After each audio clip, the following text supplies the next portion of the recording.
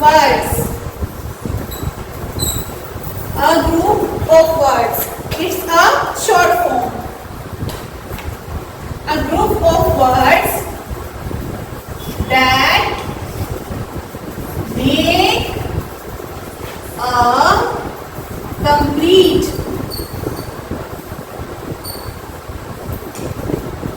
sense.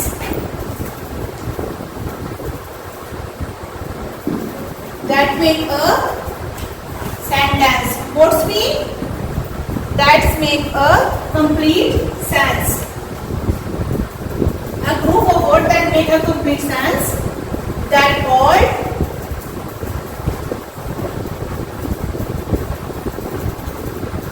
sentence.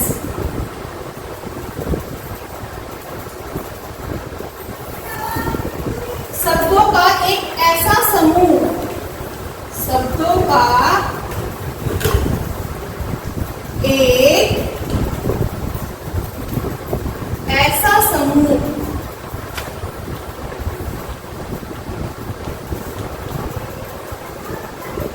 जो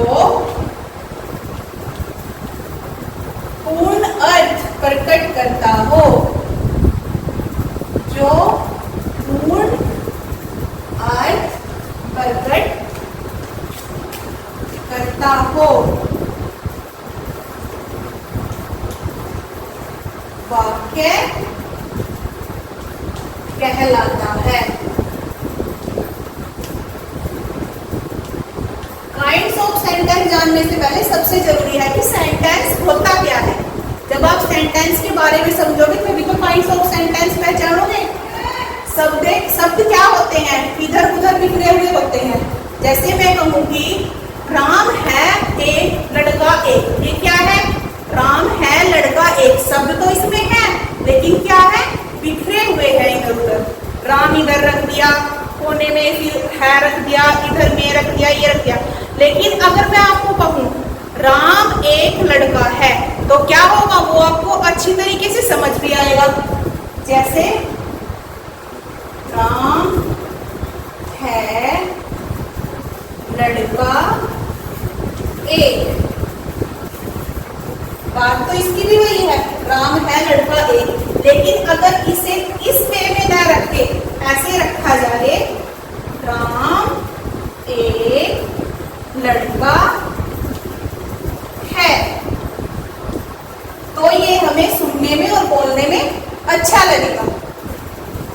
ये तो हो गया इसका हिंदी में। अब तुम्हें ये अच्छे से समझ आ गया होगा। अब आगे देखो से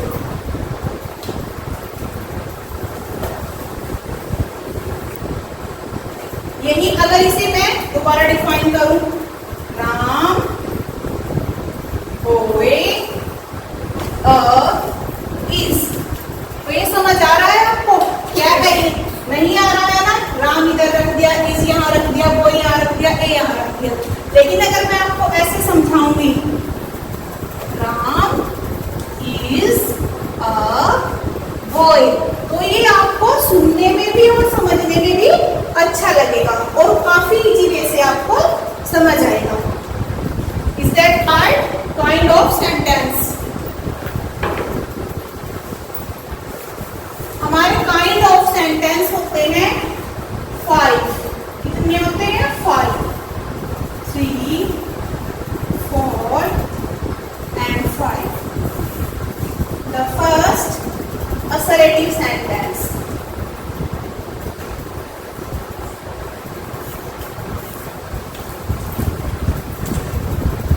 Assertive,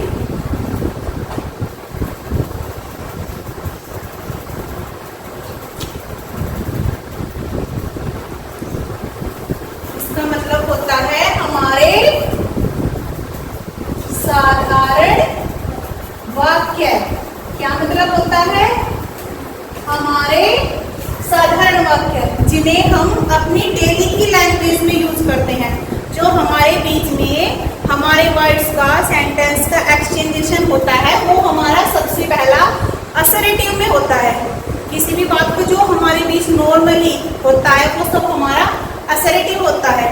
इस असर्टिव के फिर बाद में 2 पार्ट होते हैं, मैं आपको बाद में बताऊंगी। इसके बाद होता है हमारा इंटेरोगेटिव सेंटेंस।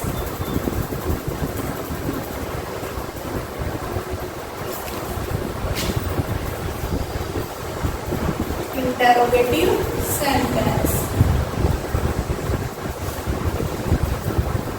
यानी कि प्रश्नवाचक वाक्य। जैसा कि हमें इसे सुनने से ही पता लग रहा है कि ये प्रश्नवाचक वाक्य है, तो ये किस फॉर्म में होगा? ये हमारा क्वेश्चन फॉर्म में होगा। जब हमें कोई बात पूछी जाए, असरेटिव में क्या होगा ना, नॉर्मल बातें थी, हम आपसे बात कर रहे हैं, आप हमसे बात कर रहे हैं, लेकिन इसमें क्या होता है, इंटेरोगेटिव में सामने वाला हमें पूछता है, और पूछता क्या है, जो हमारे क्वेश्चंस वर्ड होते हैं। क्वेश्चंस वर्ड क्या होते हैं? हमारे जितने भी WH फैमिली के वर्ड हैं, WH से जो स्टार्ट होते हैं इन यूनिवर्स, WH फैमिली वाले वर्ड हमारे सारे क्या होते हैं? क्वेश्चन वर्ड होते हैं। और यही हमारी पहचान होती है किसकी? इंटेरोगेटिव सेंटेंसेस की। नॉर्मली तुम घर से निकल रहे हो, तुम्हारे मम्मी पापा पूछ रहे हैं वेयर आर यू गोइंग, वो क्या हुआ हमारा? Interrogative sentence. आप बाहर निकले, वेयर आर यू गोइंग, किसी दूसरे ने पूछा आपको, वो क्या हुआ हमारा? इंटेरोगेटिव। किसी ने हमें पूछा आर यू हियर, आप यहाँ हो, तो वो क्या हुआ हमारा? Interrogative sentence. जब हमें क्वेश्चन फॉर्म बताई जाए तो वो क्या होता है? इंटेरोगेटिव। अब होता है हमारा द थर्ड इंपेरेटिव सेंटेंस।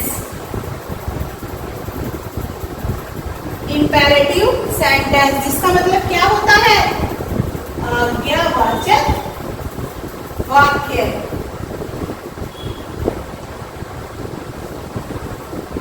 आज्ञावाचक वाक्य। आज्ञावाचक जब सामने वाला हमें कोई काम बताए, या उसने मानो उसने हमें कोई ऑर्डर दिया हो, वो हमें फॉलो करना है, तो क्या होता है हमारा? आज्ञावाचक। इसे सब आप बहुत अच्छी तरीके से जानते हैं कि आज्ञावाचक यानी ऑर्डिंग वर्ड क्या होते हैं। असरेटिव आपको अच्छे से समझ आ गया, इंटेरोगेटिव वर्ड समझ आ गया, इंपेरेटिव में आपको ऑर्डनिंग वर्ड मिलेंगे सारे। Go there, sit here, come here, वो क्या कर रहा है? वो हमें ऑर्डर कर रहा है इस चीज के लिए। Next the fourth exclamatory sentence.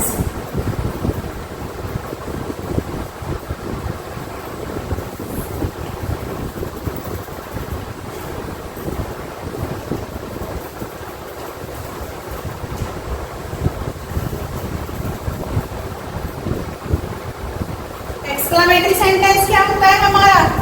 विस्मयादिबोधक वाक्य।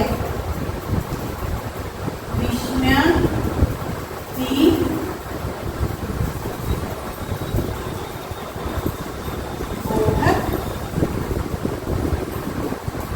वाक्य। विस्मयादिबोधक वाक्य।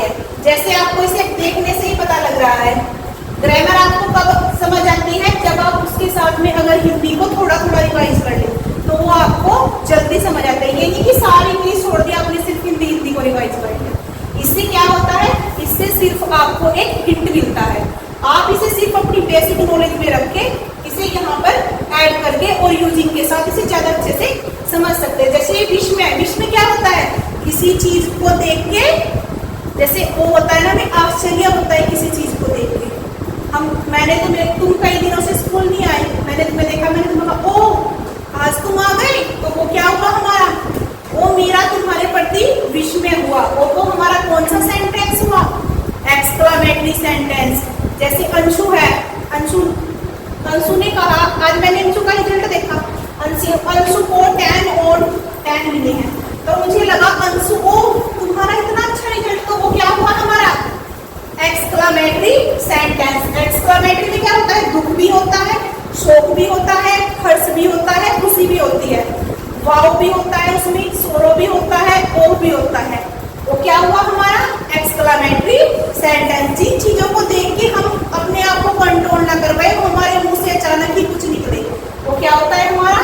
Exclamatory sentence. एक्सक्लेमेटरी सेंटेंस को भी कैसे पहचाना जाता है? एक्सक्लेमेटरी वर्ड्स को देख के। गया, वाव हो गया, हुर्रा हो गया, etc। और सबसे बड़ी पहचान होती है इनके लास्ट का एक्सक्लेमेशन मार्क। ये क्या होता है? Exclamation mark. आपको अगर वर्ड्स भी याद नहीं है और आपने एक्सक्लेमेशन मार्क देख लिया तो आप देखते ही पहचान जाओगे कि ये कौन सा सेंटेंस है, एक्सक्लेमेटरी सेंटेंस है। ठीक है, अब लास्ट ऑप्टेटिव सेंटेंस।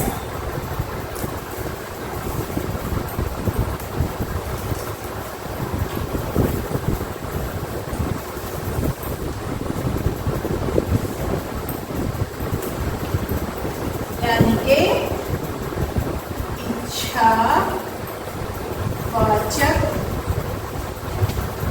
वाक्य। अब जब आप लोग इतना पढ़ चुके हैं कि साधारण को देख के हमें समझ आ गया, सिंपल सेंटेंस हो गए, क्वेश्चन को देख के समझ आ गया, क्वेश्चन फॉर्म में होंगे, इंपेरेटिव को देख के समझ आ गया कोई हमें ऑर्डर कर रहा है, एक्सक्लेमेशन मार्क को सब देख के समझ आ गया एक्सक्लेमेटरी। तो इसे देख के क्या समझ आया? ऑप्टेटिव में, ऑप्टेटिव में क्या समझ आया कि ये हमारे इच्छावाचक वाक्य हैं।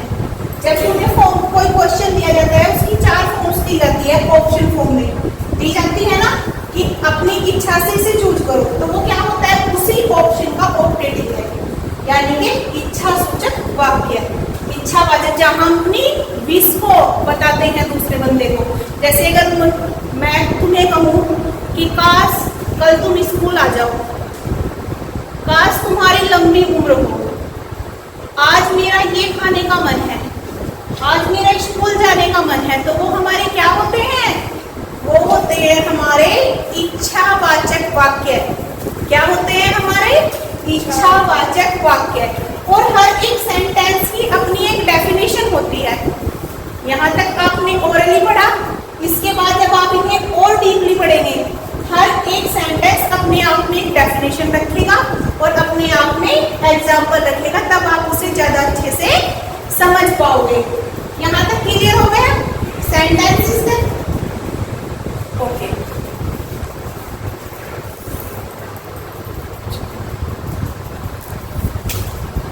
Okay, thank you. आज मैंने आपको क्या पढ़ाया? Kinds of sentence.